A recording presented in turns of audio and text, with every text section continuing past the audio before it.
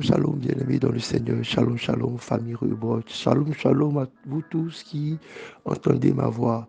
Que le Seigneur vous bénisse pour votre fidélité. Nous sommes à l'espace Pain quotidien, l'endroit où nous voulons recevoir la parole illuminante de Jésus. Nous voulons recevoir le pain de ce jour, celui-là qui nous donne un soleil, celui-là qui nous nourrit de la nourriture du ciel. Nous sommes aujourd'hui le jeudi 2 février 2023 et nous continuons notre thème du mois qui est l'amour est force. Pour cette semaine, notre thème c'est comment aimer et en ce matin, au travers du texte de méditation qui est tiré de 1 Jean chapitre 3 verset 16, nous serons en train de parler du thème du jour pour la vie. Comment aimer? Il faut aimer pour la vie. Et notre texte, 1 Jean chapitre 3 verset 16, que nous lisons avec révérence, avec respect, nous dit ceci. Nous avons connu l'amour en ce qu'il a donné sa vie pour nous. Nous aussi, nous devons donner notre vie pour les frères. Nous avons connu l'amour en ce qu'il a donné sa vie pour nous. Nous aussi, nous devons donner notre vie pour les frères. Bien-aimés, comment est-ce que nous devons aimer? Nous devons aimer en donnant notre vie pour nos frères, pour nos sœurs, pour nos bien-aimés. C'est quelque chose de difficile. Souvent, on le voit simplement. Je me rappelle quand j'étais jeune, on avait cette doctrine ou cette superstition qui disait que celui qui mourait à la place de quelqu'un, automatiquement, il avait la grâce d'être lavé de tous ses péchés. Ses péchés allaient sur la vie de celui pour qui il venait de donner sa vie. Et lui, il partait au ciel parce qu'il venait de donner sa vie. Et en donnant sa vie, il donne sa vie avec tous ses péchés. Il part au ciel libre de tout péché. Et je lui dis merci parce que aussi il a protégé son frère. Et quand on était comme ça, tout jeune, on se disait, bon, peut-être on va essayer de sauver un passant. Peut-être, comme dans les films western, on va prendre une balle pour un frère, on va mourir et puis simplement on ira au ciel. Mais ce n'est pas aussi facile que ça. Donner sa vie pour ses frères, ce n'est pas de mourir à leur place. Parce que le verset de 1 Jean chapitre 3, verset 16 nous dit ceci. Qu'il y a déjà eu quelqu'un qui est mort à la place de tout le monde. Il y a déjà le Christ qui s'est donné à la place de toute l'humanité. Maintenant, ce que nous devons faire, c'est de donner notre vie pour notre frère, pour notre sœur. Et donner notre vie pour notre frère, pour notre sœur, c'est d'accepter qu'il y ait quelque chose qui nous manque et qui aille à son endroit.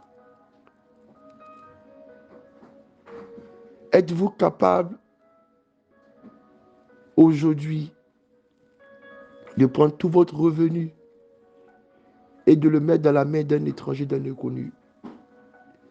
Êtes-vous capable de quitter votre couche et de laisser quelqu'un habiter dans votre maison?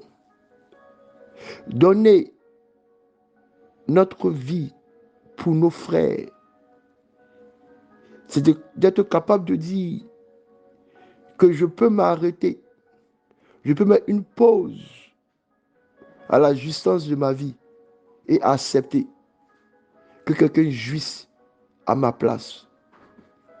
C'est une chose difficile, bien-aimé. C'est une chose vraiment difficile. Mais Jésus nous dit, si nous voulons aimer, il faut que nous aimons pour la vie.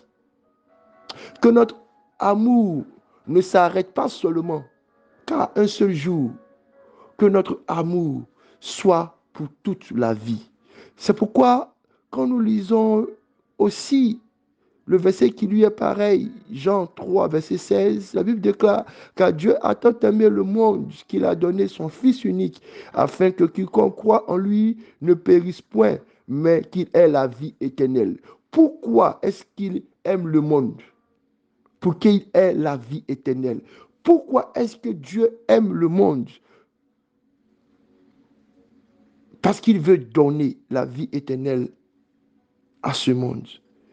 C'est pourquoi 1 Jean chapitre 3 verset 16 il nous dit, si Dieu a été capable de le faire, il faut que nous aussi, nous soyons capables aussi de démontrer notre amour pour notre prochain, pour nos frères, pour qui est la vie. Pour qui est la vie. Crois au Seigneur Jésus et toi et ta famille, vous serez sauvés. Ça veut dire que parce que tu as été sauvé, tu voudrais aussi que ton frère, ta soeur, tes parents soient sauvés. Tu leur annonceras l'évangile, le vrai évangile qui mène au salut.